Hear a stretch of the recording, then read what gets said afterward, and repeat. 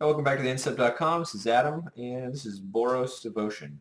It's basically a mono red deck, splashing white for just a few cards. The few white cards are, some Boros Reckoner has a white side, but mainly it's Chain of the Rocks, Assemble Legion, and Elspeth, Sun's Champion.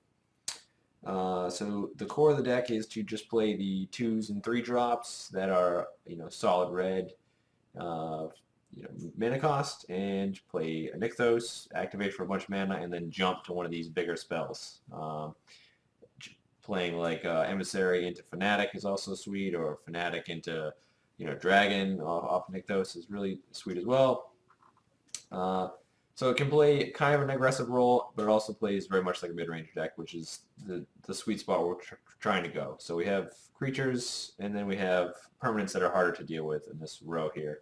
Along with the small 5-package removal spell with Chain of the Rocks and Mizzium Mortars. The nice thing with this deck conceptually is overloading Mizzium Mortars is very easy because of Nykthos.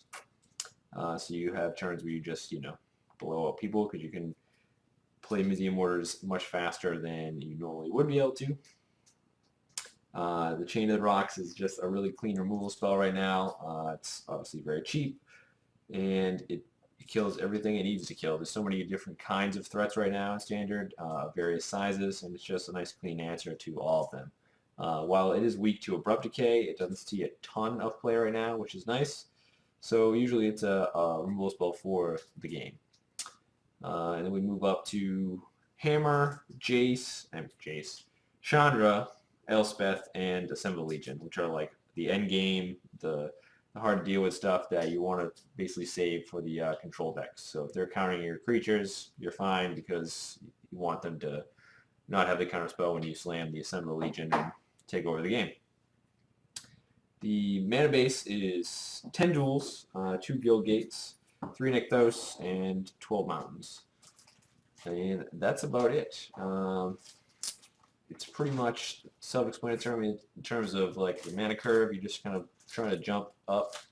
You can have cool things with like Emissary and Nykthos. You can play a turn 3 Emissary into Emissary, activate Nykthos off the Emissary mana, and then play a 4-drop, which is kind of cool. The mono green and splash red Devotion deck has that same line of play of jumping with burning 3 Emissaries.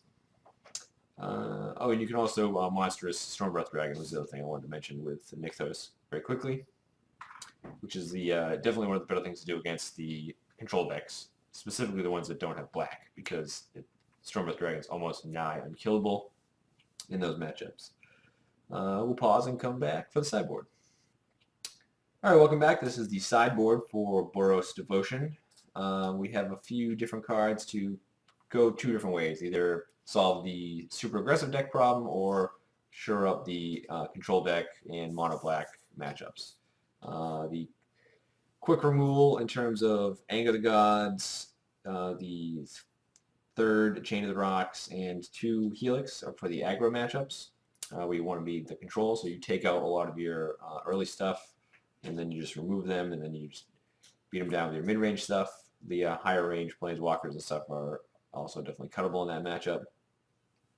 Wear and Tear, very good right now because of all the enchantments being played.